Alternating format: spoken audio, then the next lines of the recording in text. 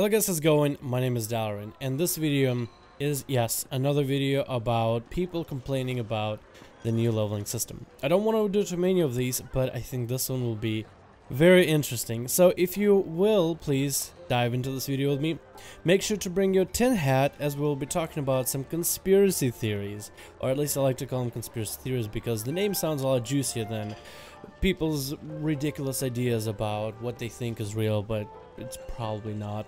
These conspiracy theories, and I'm gonna call them conspiracy theories just for the sake of the easier use of the word, if I can ever talk properly. These conspiracy theories are all about the brand new leveling system, and we're going to ramp it up from a very minor to the big one that I've been seeing in my recent video that actually got a ton of views. I'm so happy to see so many people supporting the brand new leveling system, but of course not everybody is super happy with it. So I want to take a look at all the different, I guess, conspiracies that I've been seeing online so far, and just look at the other side. This video isn't to make fun of them, but to rather try to find an explanation for things and look at the other side of the story. This first one is more like a setup, the idea that, hey, maybe we should get refunds for heirloom upgrades. This one isn't conspiracy theory, but this one does kind of set up to the big one. So what the poster is saying, since our heirlooms are just not as powerful, refund them. Refund the gold, the justice points, or the honor points that we spent when we originally got them, and the points that we took in order to upgrade these heirlooms. And it's a reasonable request if you're looking at it from a perspective where you want to be able to one-shot things, so you're buying the best gear. Heirloom gear is not the best gear. Actually, dungeon gear, leveling gear, endgame content gear, raid gear is now the best gear in the game. And I'm actually liking that because heirlooms getting less powerful increases the value of other gear. It allows gear to become finally valuable again. So let's say I'm somebody who is just getting out of Cataclysm. I am in a dungeon with somebody who's been a raider in Cataclysm, has a full raiding set on Heroic. They should be doing more damage because they have technically the better gear. I just have the gear that scales with me and gives me extra XP, which is the point of the heirloom gear. So this I kind of understand, but again, I like the idea that gear is now important again. So can we just please keep that concept still in the game? For the next conspiracy theory, you might want to double layer the tin hat. They're basically talking about, and they even saying, yes, get ready for conspiracy, is Active Blizzard trying to phase us out. The idea that Overwatch is making a lot of money and they're trying to not shut down the servers off the bat because that would be a major PR disaster. But what if they're trying to basically phase World of Warcraft players out and have them stop playing the game? Because games like Hearthstone, games like Overwatch, and I'm not sure about Heroes of the Storm, but a lot of those other games that Blizzard does makes them a lot more money compared to the measly little bits that World of Warcraft brings. And I would agree with it, only except for the fact that Blizzard has been putting content every 77 days on point with brand new raids, brand new Mythic Plus adjustments, class changes that are needed to be there. Overall, I think Legion reception has been pretty good. If anything, maybe PvP could have had a little bit more love, class tuning. The BG is coming out, but it's a little bit time-gated, so it's okay, I guess. I feel like overall every aspect of the game so far has been great. I don't know why they would make too many updates in order to phase people out, unless it's like kill them with kindness, where let's bombard them with so many updates they'll just stop want to play. I mean, World of Warcraft is still the best MMO out there, the highest subbed. The best, I guess, being subjective, but still the highest subbed. And the fact that they keep putting updates, I don't think we're going to be phased out anytime soon. This next one is kind of weird, but this person actually has a point, although I still didn't like the title because it sounded conspiracy. 4 bag slots behind paywall. The idea that to receive 4 extra bag slots to your original bag, not only do you need to have authenticator, but also an SMS protection, except this person doesn't have a cell phone. So they're saying that Blizzard is basically forcing them to go out and get a phone. Now, this is, I feel like, is more of an oversight on Blizzard's end rather than a conspiracy theory altogether. To say that Blizzard has a paywall for you to get a phone almost says, what if Blizzard is in bed, not only with Activision, but also, oh, Verizon. And now Blizzard got a deal with Verizon. How do we get all our WoW viewers to, or WoW players to, buy phones? I got it. SMS, 4 extra bags, but you have to have a phone. I mean, I feel like Blizzard is trying to enforce players to protect their account, to get the authenticator and SMS protector. I mean, that's security, and I'm somebody who did IT as a degree. Security is very important, and for people to take extra precaution in order to secure our account, means less work for guys over at Blizzard. If extra people go through security and then their account have all the measures in order to be protected, then there's no need for somebody to get behind and trying to figure out exactly what's going on, exactly what the issue is, exactly where the security threat came from, figuring all of that out. I honestly think that this is actually a good thing. It is not mean-spirited. It has a need for it. Security is just gonna happen. But it is a little bit of an oversight that people kind of do need a cell phone. I'm pretty sure if they release like an app to get authenticator on their PC, like a desktop app, and that will allow you to get your four extra slots for your bags, that might be a better option. So this one wasn't quite as conspiracy, but at least this wasn't the big one. And the big one's coming up right now. But before we head up the actual final conspiracy theory, which is the one I'm going to go on for a good measure for, I do want to say thank you guys so much for checking out my recent video. It recently hit 50k views, and the overwhelming support I see for the leveling system makes me just so happy. I'm somebody who supported the system for a while, and to see so many other players supporting the same system, the brand new leveling change that has been added in 7.3.5, is just so nice to see. And I really hope Blizzard does not backpedal on it, because this actually makes the game a lot more fun. So many of you guys came over, so many of you guys even gave the video a like if you agree with it, and so many of you engaged in conversation, whether you like the system or don't. So I just want to say thank you ahead of time.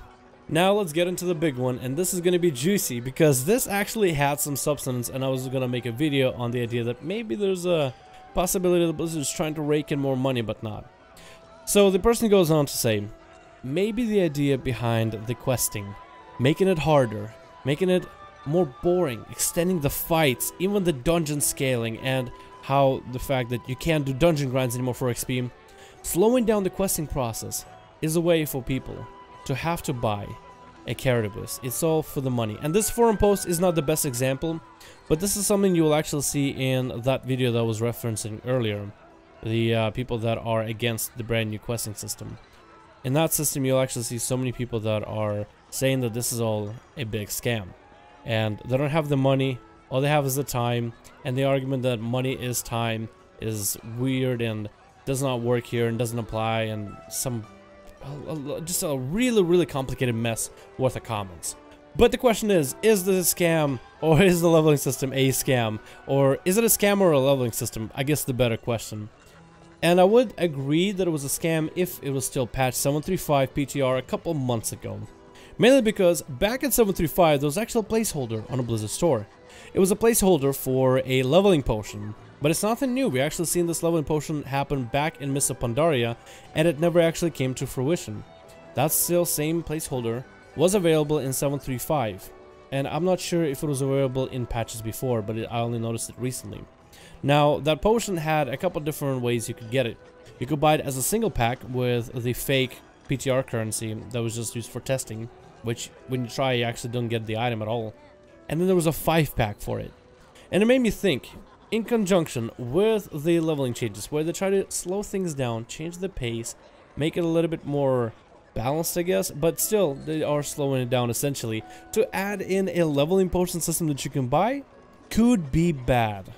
And I know you're probably saying, but Dalaran, they already have this kind of system, it's called the character boost. Well, the character boost is a lot more simple. You just boost a character. You already have baseline gear, really old green gear. You're ready to quest. Blizzard already did a lot of the legwork for you. They just gave you the appropriate level, put you ahead in the storyline, the quest line, and then you're free to explore the current expansion and level in Legion. And BFA, it'll be putting yourself up to a BFA level so you can level in BFA. With the leveling potion, however, it's a little bit more difficult. It does give you 200% XP for 15 minutes, and that's what the potion would do. But you have to do a lot of the legwork. With the character boost, Blizzard just boosts you to where you need to be. With the XP potion, you have to do the actual grinding and questing all on your own. So for somebody who's an experienced player to go to some place like Gorgrond, almost to finish every single quest without turning them in, almost finish every single bonus objective without quite one more mob that you need to slay, finding location of every single rare and every single treasure through online, then starting from the south, popping the potion, scouring the whole place from south to north, combing it down for as much XP as they can offer, where you go from level 92 to 98 with 10 minutes to spare on the potion. Fly to Nagrand, finish it there, bam, you're level 100. A player who is experienced and might even look up a guide will be able to do a lot better at this kind of leveling with the potion. But if you have an experienced player, and there's a lot of players who just simply do not look up guides, I would know. I have so many people coming into me. I have, let's say, a video on Assassination Rogue, Subtlety Rogue, Outlaw Rogue PvP, and so many people keep coming to me and be like, hey Dalaran, when are you making the Outlaw Rogue PvP guide? It's like, well, I did a month ago, and no changes have happened. Oh, Dalaran, you haven't made an Assassination Rogue yet, have you?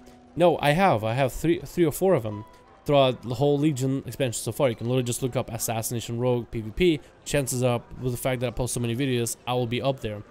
A lot of people simply don't look up guides. So there will be a lot of players who will think, oh, I'm running through dead mines, or think of your favorite dungeon. I'll just pop a potion, and they'll run through the dungeon and they'll get minimal experience. So those players who have the expendable money, they'll just keep buying potions and buying potions and buying potions without realizing just how much more extra use they can get out of it.